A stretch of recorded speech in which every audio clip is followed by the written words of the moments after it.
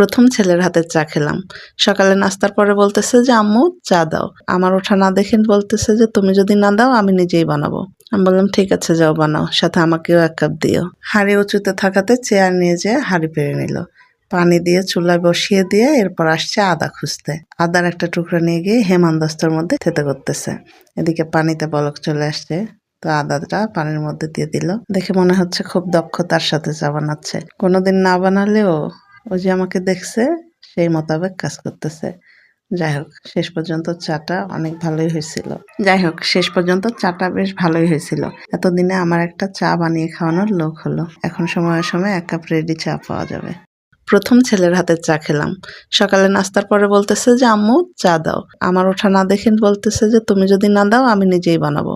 আমি বললাম ঠিক আছে যাও বানাও, সাথে আমাকেও 1 কাপ দিও। হাঁড়ি উঁচুতে থাকাতে চেয়ার নিয়ে যেয়ে হাঁড়ি পেরে নিল। পানি দিয়ে চুলায় বসিয়ে দিয়ে এরপর আসছে আদা খুঁজতে। আদার একটা টুকরা নিয়ে গিয়ে হেমানদস্তার মধ্যে থেতে করতেছে। এদিকে পানিতে বলক চলে আসছে, তো আদাটা পানির মধ্যে দিয়ে দিল। দেখে মনে হচ্ছে খুব দক্ষতার সাথে চা বানাচ্ছে। কোনোদিন না বানালেও ও যে আমাকে দেখছে সেই মোতাবেক কাজ করতেছে।